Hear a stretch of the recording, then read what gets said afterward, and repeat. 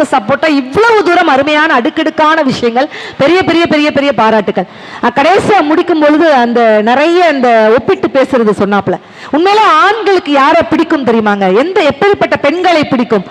அலங்காரம், அகங்காரம், இது ரெண்டும் இல்லாத பெண்களைத்தான் ஆண்களுக்கு மிக பாருங்க. இதற்கெல்லாம் மறுப்பு தெரிவித்து எங்களுடைய சின்ன குயில் சித்ராக்கா வராங்க, நிறைவு பேச்சாளர், ஒரு பெரிய பலத்த கைத்தல் கொடுக்குமாறு அன்போடு கேட்டுக்கொள்கிறோம்.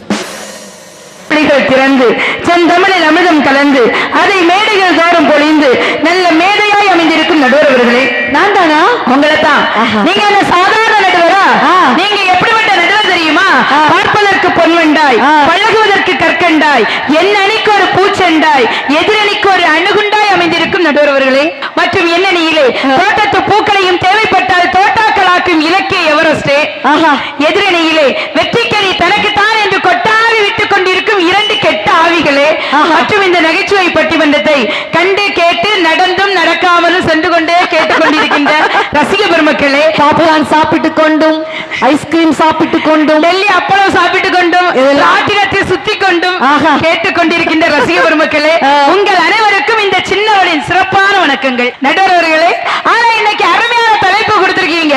பெண்களின் பார்வையில் ஆண்கள் ஹீரோவா அல்லது சீரோவான்னு கேட்டிருக்கீங்க. அவ்வளவுதான். இப்ப எங்க சிவராஜன் சார் முதல்ல வந்தாரு. Sir, excuse me sir. Sir வந்து முதல்ல வந்தாங்க. சார் இது சாரி, இது மோர். ஆமா, இல்ல மோர் அது. நாங்கெல்லாம் அப்படி இல்ல. சார் வந்தாரு, வந்த உடனே சொன்னாரு, எங்களெல்லாம் இன்னைக்கு சீரோவா தான் பாக்குறாங்க, நாங்க ஹீரோவா அவரை பார்க்கலன்னு சொல்லி ஒரு பெரிய குற்றச்சாட்டு வச்சாங்க. நான் கேக்குறேன், நாங்க தான் உங்களை சீரோவா பாக்குறோம்ல, நாங்க தான் உங்களுக்கு மரியாதை கொடுக்கல, நாங்க தான் உங்களுக்கு ஒழுங்கா சமைச்சு போடல. ஏமா பேரழகி, நாங்க தான் சீரியல் பார்த்து சீரழிஞ்சு போறோம்ல, உங்களை யாருமா கல்யாணம் பண்ண சொன்னா பேசாம ஒரு கோலத்தை கட்டிட்டு குற்றாலமா குத்த வச்சுட்டு இருக்க வேண்டியதானே? கல்யாண தேவையா கூறுட்ட குக்கர்களா? என்னமா ஒரு நிமிஷத்துல பட்டிமன்ற கொண்டாடி சண்டை மாதிரி போயிடுச்சு. சித்ரா, எங்க ஆண்களுக்கு எல்லாம் கல்யாணம் முடிச்சிருக்குன்னு யார் சொன்னா? யார் சொல்லல? யார் சொன்னா? யார் சொல்லணும்? சுவாலி முடிச்சிருக்கு, அவ்வளவுதான். இப்ப எனக்கு அதெல்லாம் பிரச்சனை இல்ல. உங்களை கூறுகட்ட குக்கர்னாங்களே, நீங்க 5 லிட்டர் குக்கரா 10 லிட்டர் குக்கரா? இது 10 லிட்டர். எனக்கு ஒரு உண்மை தெரிஞ்சாகணும். 10 லிட்டர் வாழ்க்கை அழகா கியூட்டா குதிச்சு குதிச்சு ஆடுது.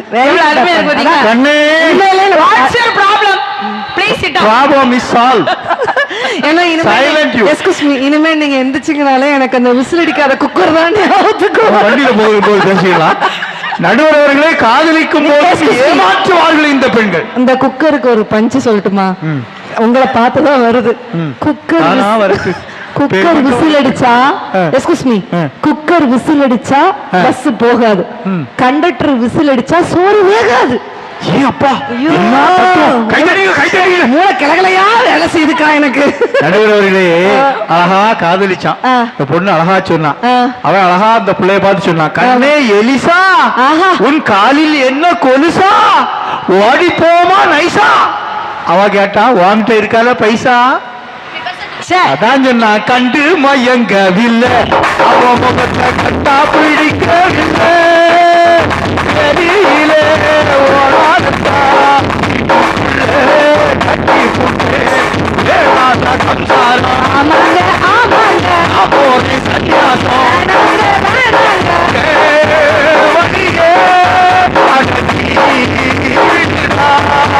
ஒரு மூணு முடிச்சாலும்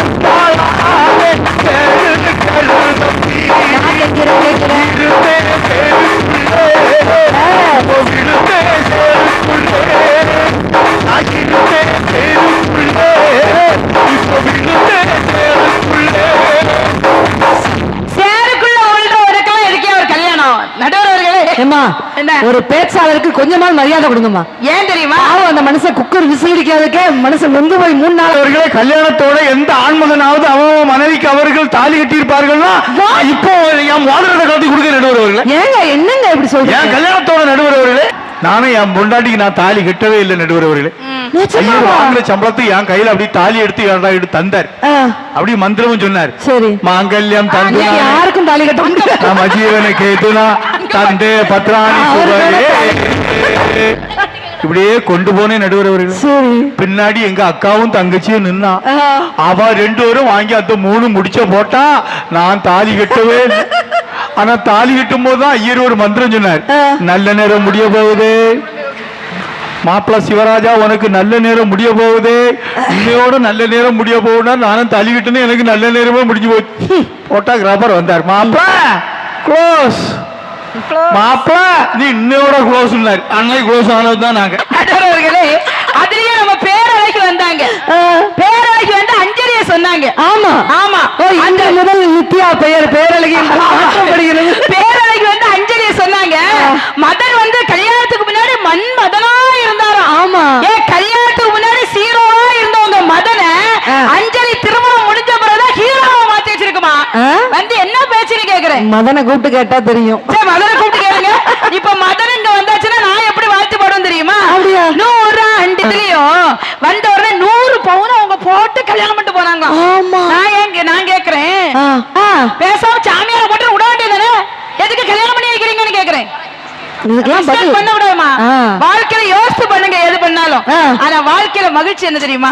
அந்த திருமண பந்தம் தான். நடுவர் திருமணம்னா என்ன? 10 பொருத்தம் பார்த்து நவ கிரகங்கள் இணைந்து 8 திசையில் உள்ளவங்க வந்து 7 மலையானை வேண்டி அறுசுவை உணவு படைத்து 5 பூதங்களை சாட்சியாக வைத்து 4 வகை அரங்கள் போற்ற 3 முடிச்சு போட்டு இருமணம் ஒருமணம் ஆகி ஒரு உயிரை தருது பாத்தீங்களா? அதுதான் திருமணம். நடுவர்களே, அந்த திருமணம் இந்த பேச்சை எடுத்தாலே இன்பத்தண்டல் இதமா வீசுமே. ஆஹா ஆஹா, வாழ்க்கை மகிழ்ச்சியா வாழணுங்க. என்கிட்ட கேளுங்க வாழ்க்கை எப்படி வாழணும். கட்டி ராசாத்தி மனச வச்சுக்கோ காப்பாத்தி சம்மர கட்டி ராசி அத்தி மகனே தாரே அழகை கண்டு நாட்டித்தாரே தொட்டலடிக்க தோட்டத்திலே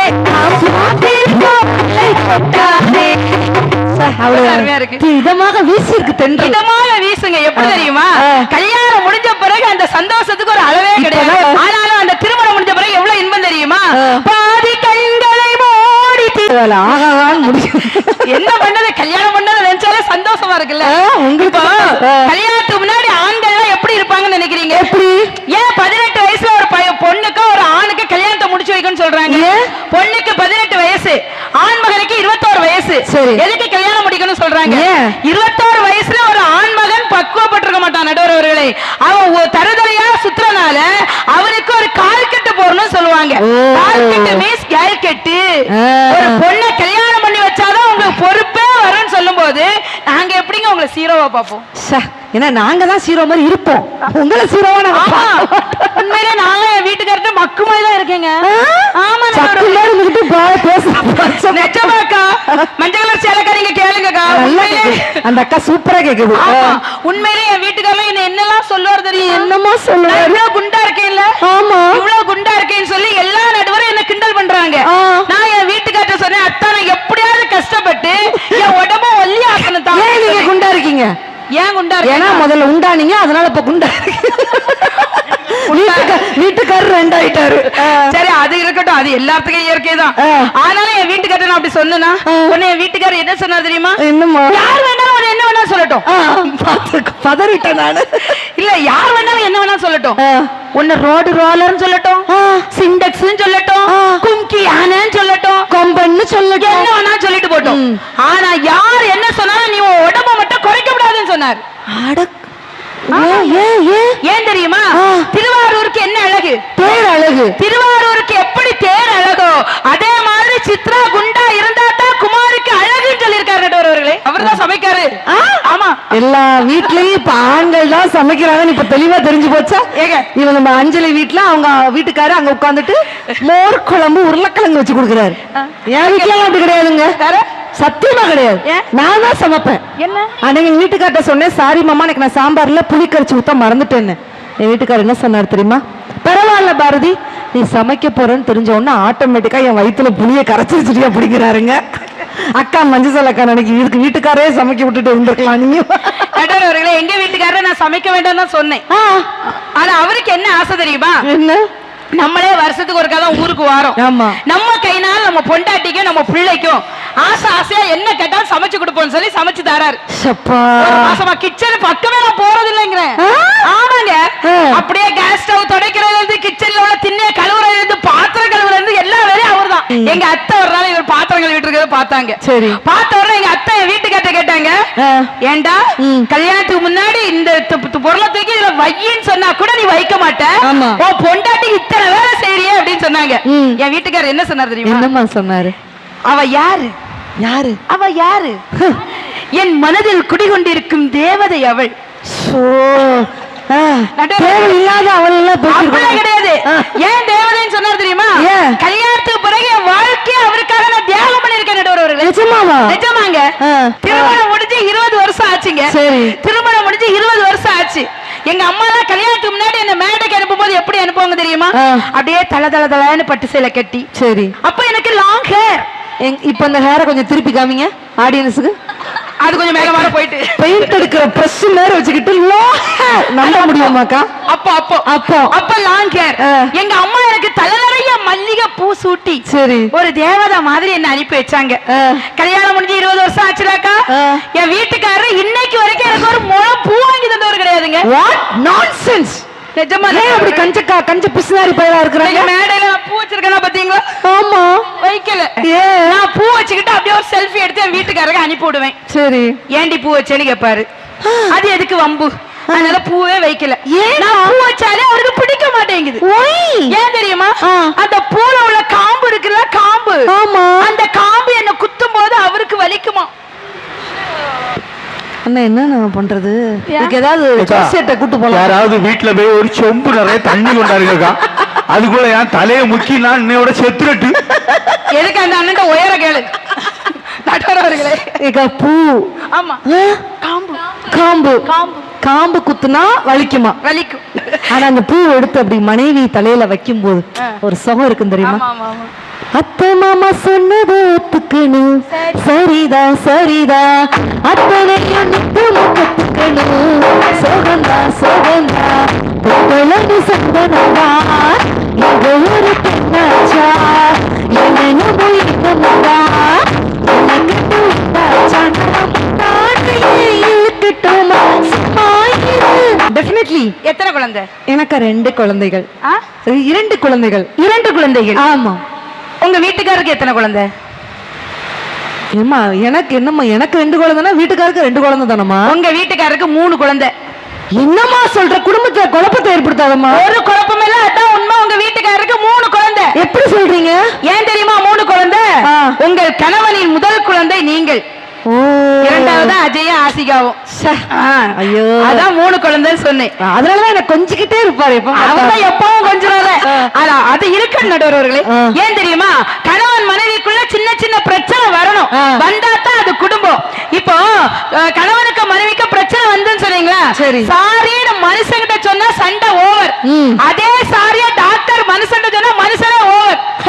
சரியா? அதனால அடிக்கடி நம்ம வீட்டுக்காட்ட சாரி சாரி அப்படின்னு சொன்னா இப்போ எல்லார் வீட்லயும் சண்டை நடக்கும். ஆமா, பிரச்சனைங்கிறது வரும். மனைவிக்கும் கணவனுக்கும் சண்டை வரும், அடி நடக்கும், வெட்டு குத்து நடக்கும், நிறைய நடக்கும். வெட்டு குத்து வரைக்குமா போகுது? எனக்கு என் பொண்டாட்டிக்கு சண்டை நடக்கும் நடுவரவர். சரி. என்ன போட்டு அவ அடிப்பா, அவ என்ன அடிப்பா, என்ன போட்டு அவ அடிப்பா, அவ என்ன அடிப்பா, என்ன போட்டு அவ அடிப்பா, அடுத்து அவளை போட்டு அவ போட்டு என்ன அடிப்பா. அடி வாங்கினது இந்த மனுஷன் தான் கன்ஃபார்ம். ஆனா எனக்கு பயங்கரமான கோவம். சரி, நான் உடனே பயங்கரமா அவளை பார்த்து பேசுவேன். என்ன நினைச்சிருக்கா நீ? அவ உடனே ஒரு பெரிய அருவாள் எடுத்துட்டு என்ன வெட்டுக்கு திரைக்கிட்டு வருவா.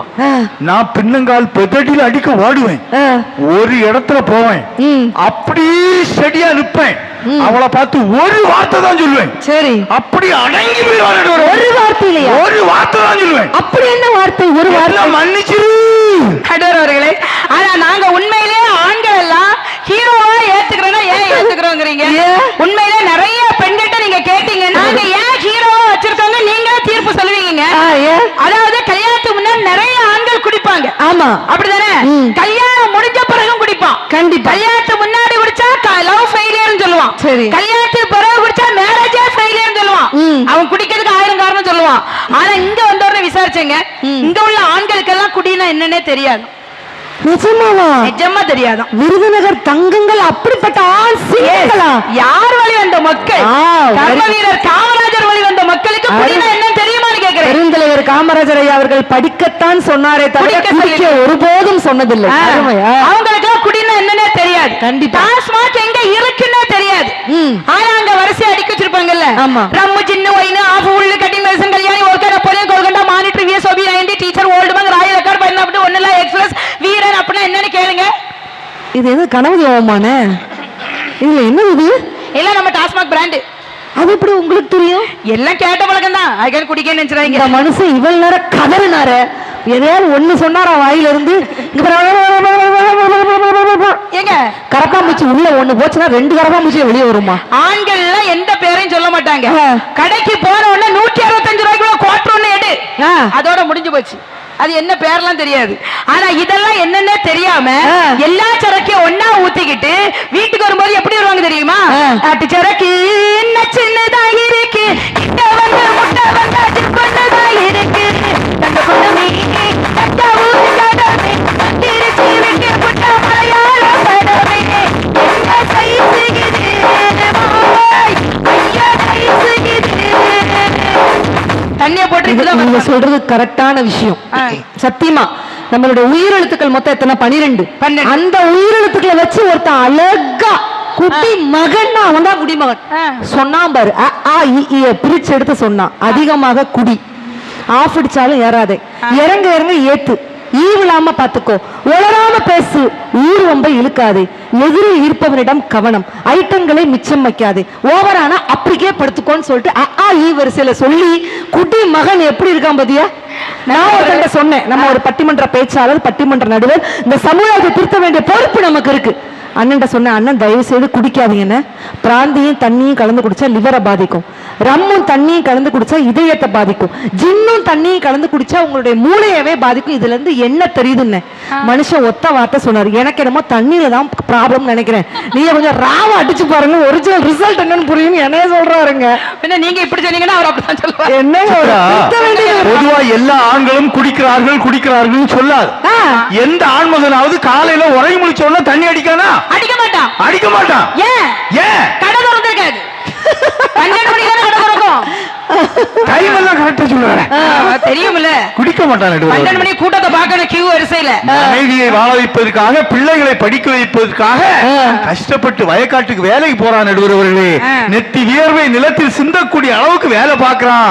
வேலை பார்த்துட்டு வீட்டுக்கு வரான். சாயங்காலம் வீட்டுக்கு வரும்போது ஒரு சுப்பிக்கு போல குடிச்சிட்டு வரான். எங்க சுப்பி சைஸ காமிங்க. சங்கு சுப்பிக்கு போல குடிச்சிட்டு வருவான். இது பெரிய தப்பா நடுவர்களே. சிலவன் பெரிய சைஸ்ல குடிச்சிருப்பான். ஏன் தெரியுமா? வீட்டுக்குள்ள மனைவின்னு சொல்லி ஒரு பேய் உள்ள இருக்கா. சமாளிக்கணும்னா கொஞ்சம் பிசாச உள்ள தள்ளணும், அப்படின்னா தான் அவளை சமாளிக்க முடியும். அதனாலதான் ஒரு கவிஞன் அழகா சொன்னா, அறிவாமன போல் அறுக்கிற பொண்ணு மனைவியா அதனால ஏத்திக்கிறேன், அதையே ஏத்திக்கிறேன். ஓலில் ஓலில் ஓலில்லையே ஊட்டிக்க ஊட்டியே, ஓலில் ஓலில் ஓலில்லையே வாழ்க்கையின் வேதனை தாங்கலையே. ஏன் குடிக்கா? வாழ்க்கை வேதனை தாங்க முடியல. Time over, please sit down. நடுவர் அவர்களே, அதுலயும் நாங்க இப்படி குடிக்கக்கூடிய ஒரு ஆண்மகனைய வச்சு நாங்க குடும்பம் நடத்துறோம்ல, நாங்க அந்த ஆண்மகனை சீரோவா பார்த்தோம்னா நாங்க என்ன பண்ணிருப்போம் தெரியுமா? திங்கக்கூடிய சோத்துல விஷத்தை வச்சு சோழியா முடிச்சிருப்போம். அட சண்டாளிகளா, அப்படிதானே அவங்க சொல்றாங்க. நீங்க விஷம் வைக்க வேண்டாம், ரசம் வச்சாலே போதும், அதுவே எங்களுக்கு விஷம். ஆனா நாங்க ஹீரோவா பார்த்தனால்தான் தள்ளாடும் போதையில இருக்கிற கணவனை கூட ஒரு எலுமிச்சப்பழம் வாங்கி அதை 2ஆ கட் பண்ணி கணவருக்கு தலையில நல்ல சூடு பறக்க தேய்ச்சி ஒரு கப்பு தயிர் கொடுத்து நல்லா குளிப்பாட்டி போதைய இறக்கி விடுறோம்னா நாங்க ஹீரோவா பாக்குறோமா சீரோவா பாக்குறோமா? என்னாச்சு? அவன் 140 ரூபாய்க்குள்ள ஐட்டத்தை 155 ரூபாய் கொடுத்து வாங்கி 50 பைசாக்குள்ள கப்ப 5 ரூபாய் வாங்கி 5 ரூபாய்க்குள்ள தண்ணிய 10 ரூபாய்க்கு வாங்கி அவன் போதை ஏத்திட்டு வரான். நீ 50 பைசா எலுமிச்சை பழத்துல இறக்கி விட்டுருவியோ, அழிஞ்சுவோம். அவதான் நல்ல சிக்கனமான பொண்ணு நடுவர்களே. ஆனா அதே கணவன்ட்ட இப்போ உங்க வாழ்க்கை எப்படி இருக்குன்னு கேளுங்க. அவர் என்ன சொல்வார் தெரியுமா? மாங்கல்யம் தவழும் மகராசி வதனம் மணந்தாலே போலும் வேறே உலகம். மாங்கல்யம் தவழும் மகராசி வதனம் மணந்தாலே போலும் வேறே உலகம். எட்டால் என்ன ஏழேழு பிறவி நீதானே கண்ணு என்னை கேட்ட மனைவி ஆனந்தம் விளையாடும்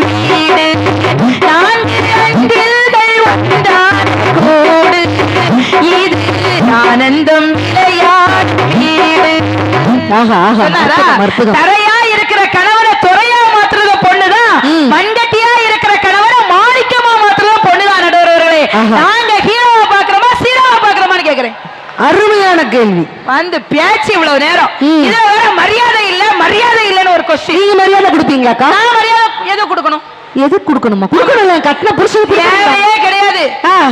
கட்டின புருஷனுக்கு மரியாதை தர வேண்டிய தேவையே கிடையாது. என்னம்மா சொல்றீங்க? ஏன் தெரியுமா? உங்ககிட்ட ஒரு சில கேள்வி கேளுங்க. இந்த சாரி உங்க சாரி தானே? ஆமா. எவ்வளவு ரூபாய்? இது ஜஸ்ட் 2500. 2500 சாரி உங்க காசுல வாங்குறது உங்களுக்கு தான் சொந்தம். கழுத்துல ஒரு ஆரம் போடுறீங்கல்ல, இந்த ஆரம் எவ்வளவு? இது எவ்வளவுன்னு தெரியலையே, 5000 இருக்கும்னு நினைக்கிறேன். 5000 ரூபாய் ஆரம் உங்க காசுல வாங்குறது உங்களுக்கு சொந்தம். கையில போட்டிருக்க வளையல் எவ்வளவு? தெரியலையம்மா, 2000 இருக்கும். 2000 ரூபாய் வளையல் உங்க காசுல வாங்குறது உங்களுக்கு சொந்தம். ஆமா. செல்போன் என்ன விலை? இது ஒரு 1 லட்சம் ரூபாமா. 1 லட்சம் ரூபாய் செல்போன் உங்க காசுல வாங்குறது உங்களுக்கு தான் சொந்தம். இதே மாதிரி இன்னைக்குள்ள பெண்கள்லாம் 50 பவுன் நகையோ 5 லட்சம் ரூபாய் ரொக்கம் கொடுத்து புருஷனை விலைக்கு வாங்கி வச்சிருக்கோம். நாங்க ஆட்டுன்னா ஆட்டணும், அரைன்னா அரைக்கணும், துவைன்னா துவைக்கணும், வான்னா வரணும், போனா போகணும். எதுக்கு மரியாதைன்னு கேக்குறேன். ஓ சரி நடுவர் அவர்களே, என்ன இதே கேள்வியை நானும் உங்ககிட்ட கேட்கேன். கேளுங்க. சாரி உங்க சாரி தானா? ஏங்க என்ன பக்கத்து சித்ரா காட்டர் உருவிட்டாங்க, நான் போட்டிருக்கேன். அப்படி உருவி போட்டாலும் காணுமா சைஸ்? கேட்டா மட்டும் பசுக்கு பசுக்குன்னு சொன்னீங்களா? ஏன் 2500 ரூபாய்? 2500 ரூபாய் கொடுத்து வாங்கின சாரி உங்க காசுல வாங்குனது உங்களுக்கு தான் சொந்தம். ஆமா. நீங்க சாரிய வாட்டிக்கிட்டு வீட்டுக்கு வந்துட்டீங்க. ஆமா. சாரி கடையில போய் உட்கார்ந்திருக்கீங்களா? இல்ல இல்ல இல்ல. இந்த வளையல் என்ன விலைக்கு வாங்குனீங்க? 2000 ரூபாய் கொடுத்து வாங்கின வளையல் உங்க காசுல வாங்குறது உங்களுக்கு தான் சொந்தம். வளையல கடையில இருந்து வாங்கிட்டு வீட்டுக்கு வந்துட்டீங்க. நிச்சயம் கடையில போய் உட்காரல. ஆமா இல்லையா? வாட்ச் என்ன விலைக்கு வாங்குனீங்க? வாட்ச் அவங்க கேட்கவே இல்லையா? கேட்கலையா? ஆமா. செல்போன் கேட்க மறந்துட்டேன். செல்போனே தெரியல சாரில 1 லட்சம் ரூபாய். என் பொண்டாட்டி ஒரு மெசேஜ் அனுப்பியிருக்காளா? என்ன இந்த நேரம் லவ் மெசேஜா? காலை 4 மணிக்குள் வாசல் தெளிக்க வந்து விடவும். இது ஒரு மானங்கட்ட. நீங்க தான் உங்க வீட்டுல வாசல் தெளிப்பீங்களா? எல்லா வேலையும் நான் தான்மா. பாவம். செல்போன் என்ன விலை? 1 லட்சம் ரூபாய். 1 லட்சம் ரூபாய் கொடுத்து வாங்கின செல்போன் உங்க காசுல வாங்குனது உங்களுக்கு தான் சொந்தம். செல்போனை வாங்கிட்டு நீங்க வீட்டுக்கு வந்துட்டீங்க. செல்போன் கடையில போய் உட்கார்ந்திருக்கீங்களா? இல்ல இல்ல இல்ல. சித்ரா, நீங்க உங்க புருஷனை எவ்வளவு விலைக்கு வாங்கிருக்கீங்க? உங்க புருஷனையா? என் புருஷனை. உங்க புருஷனை தான் சொன்னேன். ஆமா. 50 பவுன் நகையா 5 லட்சம் ரூபாய் ரொக்கமோ. கை தட்டின அக்கா மாதிரிலாம் நல்லா கவனிச்சுடுங்க. நாம ஒரு மார்க்கெட்டுக்கு போறோம், ஒரு ஆட்டுக்குட்டியை விலைக்கு வாங்குறோம். விலைக்கு வாங்கின ஆட்டுக்குட்டியை நாம என்ன செய்வோம்? ஆட்டுக்குட்டிக்கு கழுத்துக்கு மேல ஒரு கயத்தை மாட்டி நம்ம வீட்டுக்கு எடுத்துட்டு போவோம். இதுதானே நியாயம்? ஆமா. அதே போல நீங்களும் எங்களை விலைக்கு வாங்கியாச்சு இல்லையா? சட்டப்படி தர்மப்படி நியாயப்படி பார்த்தா நாங்க தானே உங்க வீட்டுக்கு வரணும். நீங்க என்ன மண்ணாங்கிட்டீங்க எங்க பொறுத்தாலும் எங்க கிட்ட எதுக்கு வாரிய? அண்ணாச்சி நீங்க கை தட்டுங்களாச்சு, வெறித்தனமா கைத்தல கொடுக்குறாங்க. நியாயம் என்னமா? என்ன அங்க லுக்கு அங்க கேள்விக்கு கமிட்டி மெம்பர்ஸே கைதட்டியதால் அவர்களுக்கே தீர்ப்பு வழங்குமாறு என்னமா பதில் இருக்கு? இப்போ எங்களுக்கு ஆசைதான், கல்யாணம் முடிஞ்சதும் என் வீட்டுக்காரர் என் பின்னால எங்க வீட்டுக்கு கூட்டு போன ஆசைதான். சரி, ஆனா ஊர்ல உள்ளவங்க என்னக்கா சொல்லுவாங்க? மாமியார் வீட்டுல போய் சாப்பிட்டுட்டு இருந்தா என்ன சொல்லுவாங்க? தெண்டச்சோறு மாமியார் வீட்டுல போய் சாப்பிட்டுட்டு இருக்கு சொல்லுவாங்களா சொல்ல மாட்டாங்களாக்கா? அந்த மாதிரி ஒரு மரியாதை குறைவு என் புருஷனுக்கு நான் வரக்கூடாதுங்கிறதுக்காக தான் அவரு பின்னால அவரு வீட்டுக்கு நாங்க போறோம். நாங்க போய் தான் வீட்டையை கோயிலாக்கி கணவனையே அது தெய்வமாக்கி அதில் கிடைக்கின்ற பலனால் வீட்டையே கோயிலாக்கி கணவனையே அது தெய்வமாக்கி அதில் கிடைக்கின்ற பலனால் தான் தன் குழந்தைகளே வாழ வைப்பார். நடுவர்களே, அதைத்தான் கவிஞர் சொன்னா. அப்பல இந்த மாதிரி பாட்டை எடுத்துட்டு டேன்னு சொல்லிடுறது. இல்ல, அந்த பாட்டு நிறைவாக சொல்லி முடிக்கிற நடுவர்களே, ஒரே ஒரு அதிசயம் எங்க ஊர்ல நடந்துச்சு, அதை மட்டும் சொல்லி. என்ன அதிசயம்? போன வாரம் சரியாக நண்பகல் 12 மணிக்கு ஓகே உச்சி வெயில் சரியா அப்படி கொழுந்து விட்டு அடிக்குதுங்க. சரி, அந்த கொளுத்து வெயில்ல ஒரு 90 கிலோ ஸ்ட்ராபெரி ஐஸ்கிரீமை யாரோ கொண்டு வச்சிருக்காங்க நடுவர்களே. சரி, ஆனா அந்த ஐஸ்கிரீம் கொஞ்சம் கூட உருகவே இல்லை. ஏன் உருகல தெரியுமா? பேரழகி ஏன் உருகவில்லை தெரியுமா? ஏன் உருகல தெரியுமாக்கா? மஞ்சள் கலர் சாரியக்கா ஏன் உருகல தெரியுமா? அந்த 90 கிலோ ஸ்ட்ராபெரி ஐஸ்கிரீமே நான் தான்க்கா. எப்படி உருகான்னு கேக்குறேன். Hello hello hello hello hello அது அந்த புள்ள ஹேண்ட் பேக்குமா? பேரழகியோட பேக். எவ்வளவு நாசூக்கா இருக்காரு. நடுவர் பேக்க கூட விட்டுட்டு அந்த பிள்ளைதான் சென்னை பிள்ளை, அங்கதான் நிறைய கலெக்ஷன்ஸ் இருக்கும், தெளிவாக பேக் எடுக்கிறாரு. நடுவர்களே, ஆனா வாழ்க்கையில உண்மையிலே நான் ஏன் என் வீட்டுக்காரல நாங்க ஹீரோ வச்சிருக்கேன்னு சொன்னேன் தெரியுமா? நான் இவ்வளவு குண்டா இருக்கேன். என் வீட்டுக்காரர் உண்மையிலே என்ன மாதிரி குண்டா இருக்க மாட்டாரு. மாட்டார், ஆ. அவர் ஒல்லியாத்தான் இருப்பாரு. சரி. எனக்கு ஃப்ரெண்ட் ஒரு நாள் என் வீட்டுக்கார்ட்ட வந்து கேக்குறா, அண்ணே சித்ரா பேப்பர் வெயிட் மாதிரி குண்டா இருக்கிறா, நீ பேப்பர் மாதிரி ஒல்லியா இருக்கிற, உனக்கு கொஞ்சம் கூட வருத்தமா இல்லையான்னு கேட்டா. என் வீட்டுக்காரர் என்ன சொன்னா தெரியுமா? சித்ரா பேப்பர் வெயிட் மாதிரி இருக்கனால்தான் இன்னைக்கு வரைக்கும் இந்த பேப்பர் பறந்து போகாம இருக்குன்னு சொன்னாருன்னா அவரை நான் ஹீரோவா பாப்பேன் சீரோவா பாப்பேன்னு கேக்குறேன். அருமை. என் குடும்பத்துக்குள்ள கணவன மனைவி சண்டை வர நடுவர்களே, சண்டை வந்தாலும் அந்த சண்டை எப்படி சமாதானம் ஆகும் தெரியுமா? குழந்தைய நீதிபதியா வச்சு கணவன் மனைவியோட குறைகளையும் மனைவி கணவனோட குறைகளையும் சொல்லுவாங்க. எப்படி தெரியுமா? அந்த மனைவி என்ன சொன்னா தெரியுமா? அவர் இல்லாமல் எனக்கு வேறு யாரடா கண்ணா, அவர் இல்லாமல் எனக்கு வேறு யாரடா கண்ணா, நான் அடைக்கலமாய் வந்தவள் கூறடா கண்ணா, மனதில் அண்டே எழுதிட்டேன் தெரியுமா கண்ணா, மறுபடி எழுத சொன்னால் முடியுமா கண்ணா. அருமை அருமை நடுவர்களே, அதாவது மனைவிக்கு அருமை எப்ப தெரியும் தெரியுமா? படுத்த படுக்கையில மனைவி கணவன் இருக்கும் போதுதான் மனைவியோட அருமை தெரியும் நடுவர்களே. மனைவி அந்த நேரம் இளமையாகவா இருப்பா, தள்ளாடும் நடை, குழிவிழுந்த கண்கள், ஒட்டிய கன்னம், பரட்டை தலை. ஆனால் அந்த கணவனுக்கு என்ன இன்பம் தெரியுமா? அவள் இருக்கிறாள் என்பதே இன்பம் சொன்னார் நடுவர்களே. அதைத்தான் வைரமுத்து அழகா சொல்லுவாரு, இரும்பாய் கிடந்த எண்ணெய் துளைக்கி பொன்னாய் மாற்றிய புன்னகை கண்மணியே, சீரும் கங்கை சீசாவில் அடைக்கும் செப்படி வித்தியை எப்படி கற்றாய், அக வாழ்வில் நீ அமைதி காப்பதால் புற வாழ்வில் நான் பெரிதும் வெல்கிறேன், காரியம் யாவையும் கண்மணி நீ பார்த்திருப்பதால் சூரிய கவிஞனாய் சுத்தி வருகிறேன், எத்தனையோ பாடல்கள் என் அறிவினில் உண்டு, ஆனால் எனக்கு பிடித்த பாடல் உன் பட்டுப்புடவையின் சலசலப்பு ஒன்றே, எத்தனையோ கவிதைகள் எழுதியிருப்பேன், ஆனால் எனக்கு பிடித்த கவிதை என்னை பார்த்து சில நேரங்கள் நீ சொல்லும் சீ போங்கள் என்ற சினுங்கல் வார்த்தைகளை சொன்னார்கள் நடுவர்களே. ஆண்கள் எத்தனை தவறுகள் செய்தாலும் அத்தனை தவறுகளையும் மன்னிக்கக்கூடிய ஒரே ஒரு நீதிமன்றம் உண்டு என்றால் அவள்தான் மனைவி நடுவர்களே. அந்த மனைவிங்கிறது இந்த ஜென்மத்துக்கு எத்தனை ஜென்மம் தெரியுமா? அதையே சொல்லி வச்சா, 7 ஜென்ம பந்த மனைவி என்பது இதில் நீ வேறு நான் வேறு யார் சொன்னது, ஒரு தெய்வீகமே சம்சாரமே அது சங்கீதமே, ஒரு வாரம் நிலம் பிரிந்து வாழுமா, 7 ஜென்ம பந்தம் மனைவி என்பது நீ வேறு நான் வேறு யார் சொன்னது. நடுவர்களே, நிறைவாக ஒரே ஒரு செய்தியை மட்டும் சொல்லி முடிச்சிடுறேன். கேரளாவில் ஒரு அப்பாவுக்கு வந்து கிட்னி ஃபெயிலியர் ஆயிட்டு, 2 கிட்னியுமே செயல் இருந்து போச்சுங்க. ஆனா தன்னுடைய அப்பாவுக்கு 2 கிட்னியும் செயல் இருந்து தெரிஞ்சதும் தன்னுடைய 24 வயது மகள் அவளுடைய ஒரு கிட்னியை கொடுத்து அவங்க அப்பாவை காப்பாத்திருக்கான்னா அந்த அப்பா அவளுக்கு ஹீரோவா சீரோவா நடுவர்களே. எனவே எந்நிலையில் பார்த்தாலும் பெண்களின் பார்வையில் ஆண்கள் என்றைக்குமே சீரோ அல்ல, அவர்கள் ஹீரோவை ஹீரோவை ஹீரோவை என வாய்ப்புக்கு நன்றி பாராட்டி விடைபெறுகிறேன். நன்றி, வணக்கம். அருமை அருமை அருமை. சித்ராக்காக்கு ஒரு பெரிய கைத்தறல் கொடுத்துடலாம். அந்த கடைசி பேச்சாளர் பேசுறது ரொம்ப கஷ்டமான விஷயம். அந்த பணியை ரொம்ப அருமையா செய்தாங்க. பெண்களின் பார்வையில் ஆண்கள் ஹீரோவா ஜீரோவா? இந்த காதலி, மனைவி, அம்மா 3 பேரையுமே ஆண்கள் நீங்க பாக்குறீங்க. இந்த 3 பேருக்கு என்ன வித்தியாசம்? எனக்கு என்னெல்லாம் வாங்கி தருவீங்க அப்படின்னு கேட்டா அவள் காதலி, எனக்கு எப்ப வாங்கி தருவீங்க அப்படின்னு கேட்டா மனைவி, எனக்கு ஏன்பா வாங்கி தர அப்படின்னு கேட்டா அவள் தான் அம்மா அப்படிங்கிற ஒரு உறவு. அப்படின்ட்டு சொன்னா 5 நிமிஷத்துல ஒரு பெண்ணை சமாதானப்படுத்த முடியும்னா அது உன் தாய், 15 நிமிஷத்துல ஒரு பெண்ணை சமாதானப்படுத்த முடியும்னா உன் சகோதரி, 30 நிமிஷத்துல ஒரு பெண்ணை சமாதானப்படுத்த முடியும்னா உன் காதலி. சமாதானப்படுத்துறதுக்கு ஒரு வாய்ப்பு கூட கிடைக்கலன்னா அதுதான் நீங்க கட்டின பொண்டாட்டி அப்படின்ட்டு சொன்னா கரெக்டா? அப்ப யோசிச்சு பாருங்க. கேட்டதை வாங்கி கொடுத்தா மனைவிக்கு பிடிக்கும். எப்படி? கேட்டதை வாங்கி கொடுத்தா மனைவிக்கு பிடிக்கும். என்ன வேணும்னு கேட்டாலே எங்க அம்மாவுக்கு பிடிக்கும்ட்டு ஒரு கவிஞன் எழுதினானே.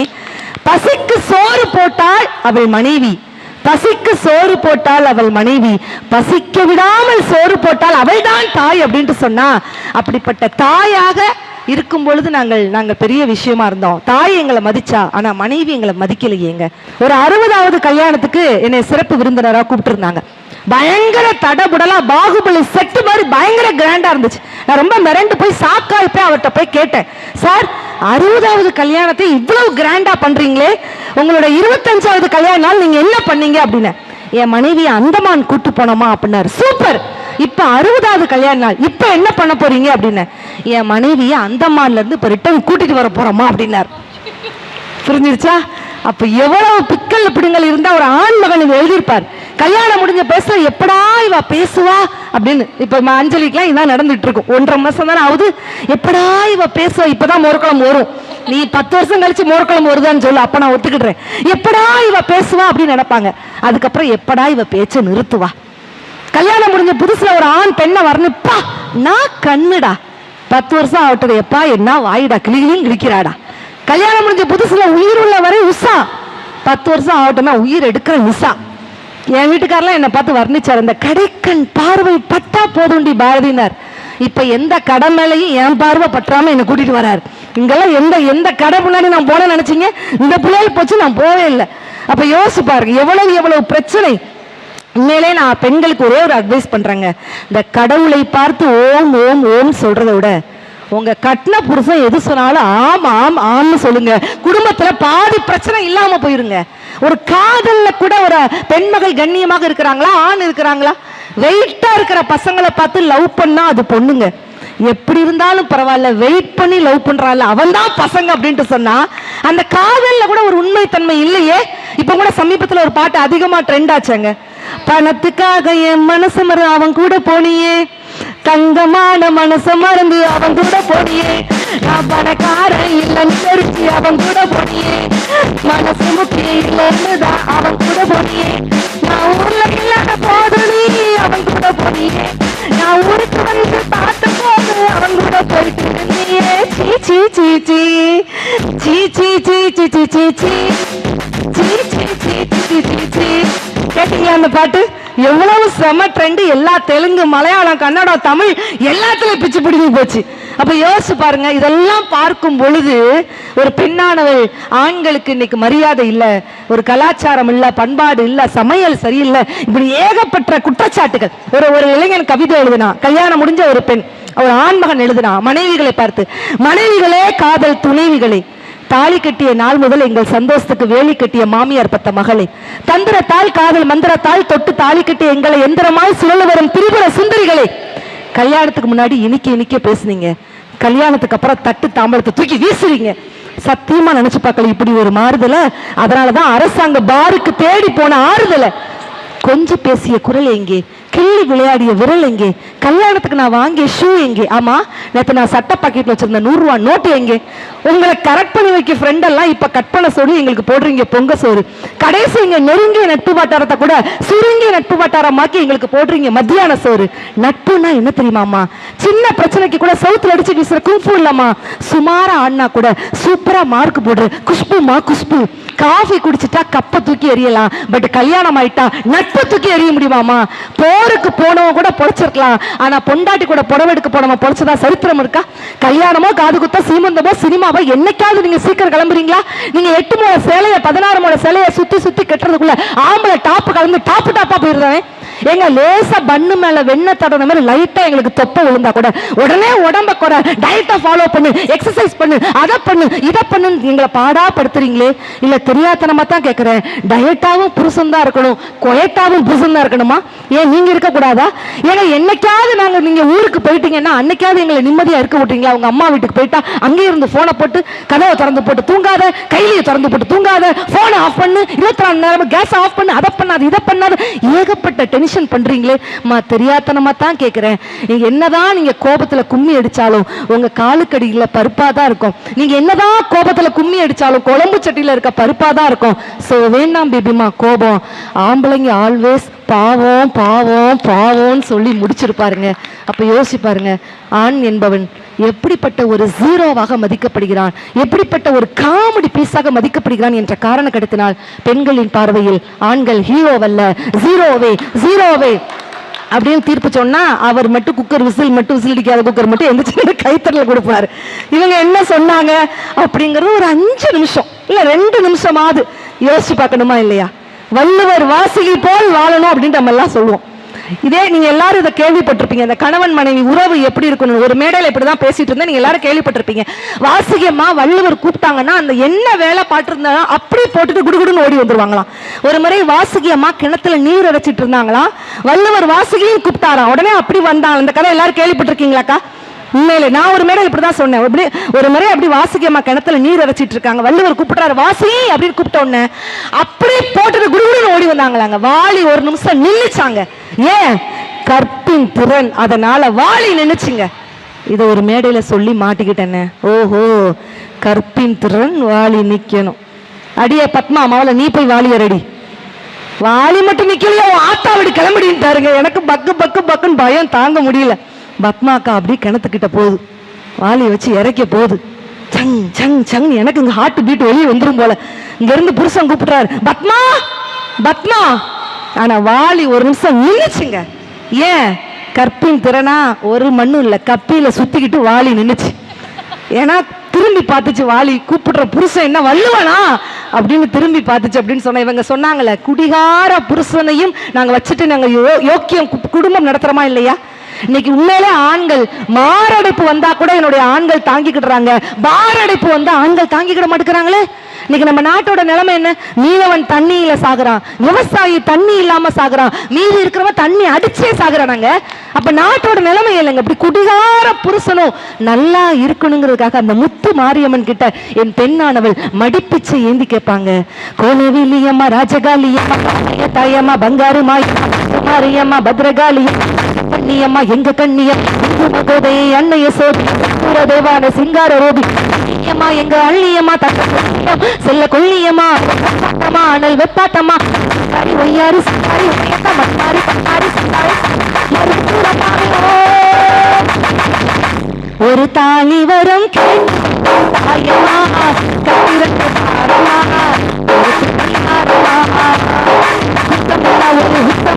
ஒரு சோதனை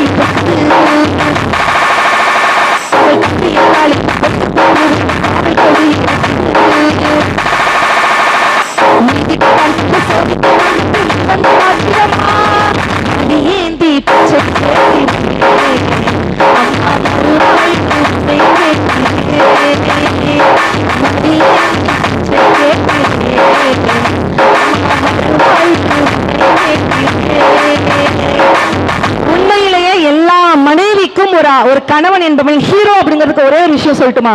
கரெக்ட்னா ஆண்கள் நிதர்சனமா நீங்க உணர்ந்தீங்கன்னா ஒரு கைத்தட்டல் கொடுங்க.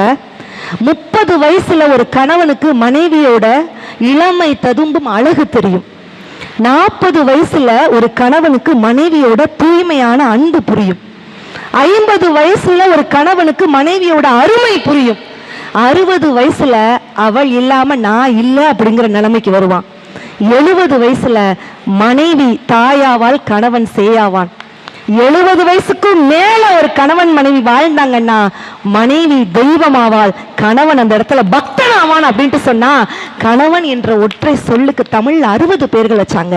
பதி, கொழுநன், இல்லாளன், அகமுடையான், ஆம்படையான், வீட்டுக்காரர், ஆத்துக்காரர், என்னவன், மனையான், மணாளன், மணவாளன், உற்றான், கொண்டவன், கொண்டகன், தலைவன், நாயகன், அழுமுகன், ஆம்பான், இயமான், இல்லான், இல்லவன், கிழவன், உரியவன், உடனிகழ்வான், தலைமகன், தம்போன், குடும்பி, தாட்டான், மகினன், பத்தன், கண்ணாளன், அன்பன், கேள்வன், கோமகன் தவன், மண், நாச்சியன், மைந்தன், விளைந்தோன், வேட்டான், கூந்தற்கிழவன், ஆள், ஆளன், வரன், கண்டன், வல்லவன், கண்வாளர், தற்கொண்டான், ஆர்வலன், அகவாளன், இல்லாளான், இறை, ஐ, பாதி, கூந்தற்கிழவன், இற்கிழவன், உயிர்கிழவன், வேட்கை துணிவன், கேள்வன் என்று கணவன் என்ற ஒற்றை சொல்லுக்கு 60 பேர்கள் தமிழ்ல வச்சா அப்படின்னா கணவன் ஹீரோ தானங்க.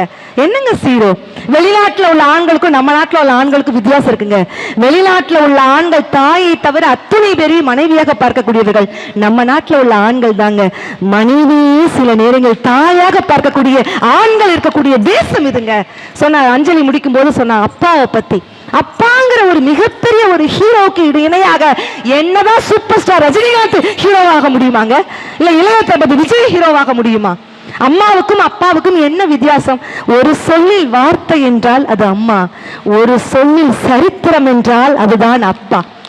அம்மா என்ன தெரியுமா? குழந்தைய வலிக்காத மாதிரி அடிச்சுட்டு தூங்க வைக்கிறது அம்மா. குழந்தைய வலிக்கிற மாதிரி அடிச்சுட்டு தூங்காம தவிக்கிறது தான் அப்பா கைங்க.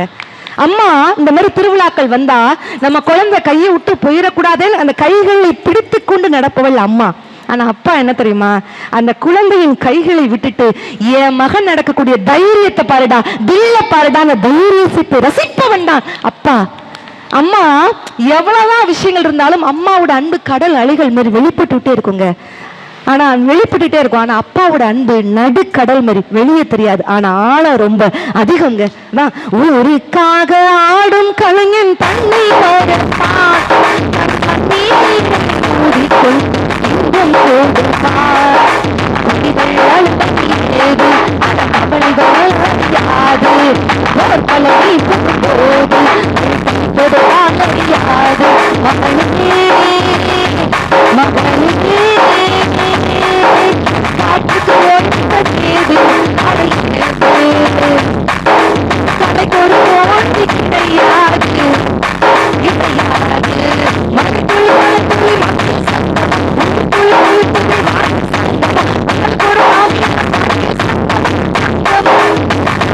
பாருங்க, கணவன் என்பவள் ஹீரோவாக தெரிகிறான். உண்மையிலே அப்பாக்கள் ஹீரோக்களாக தெரிகிறார். தம்பி, அண்ணன் தம்பி யோசிச்சு பாருங்க. ஒரு எட்டனா முறுக்குக்காக சண்டை போடுவோம்.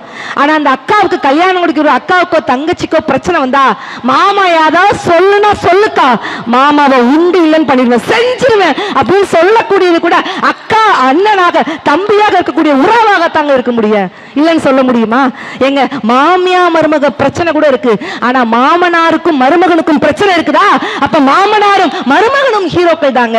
இப்படி அத்துணை அவதாரங்கள் இருக்கக்கூடிய ஆண்கள் என்றைக்குமே பெண்களின் பார்வையில் ஜீரோ அல்ல, அவர்கள் ஹீரோக்களை, கதாநாயகர்களை ஒரு பெண்ணோட திறமைக்கு பக்கபலமாக ஊன்றுகோலாக இருக்கக்கூடிய அத்துணை கதாநாயகர்களுக்கும் எங்கள் குழுவின் சார்பாக பெரிய பாராட்டுகளையும் நெஞ்சார்ந்த நன்றிகள், வணக்கங்களையும் வாழ்த்துக்களையும் தெரிவித்துக் கொண்டு விருதுநகர் மக்களை வாழ்த்தி வணங்கி, கலையாத கல்வி, குறையாத வயதும், கபடு வராத நட்பும், கன்றாத வளமையும், குன்றாத இளமையும், கழுப்பினி இல்லாத உடலும், சலியாத மனமும், அன்பகலாத மனைவியும், தவறாத சந்தானமும், தாளாத கீர்த்தியும், மாறாத வார்த்தையும், தடைகள் வராத கொடையும், தொலையாத நிதியும், கோணாத கோலும், துன்பம் இல்லாத வாழ்வும், துயினின் பாதத்தில் அன்பு முதலி பெரியதொண்டரோடு கூட்டு கண்டாய் என்று அபிராமி பட்டர் அபிராமி அந்த அதில் கூறியது போல எல்லா வளங்களும் நலங்களும் பெற்று விருதுநகர் மக்கள் செழிப்புடன் வாழ வேண்டும் என்று வாழ்த்தி விடைபெறுகிறோம். நன்றி, வணக்கம் ரசிக பெருமக்களே.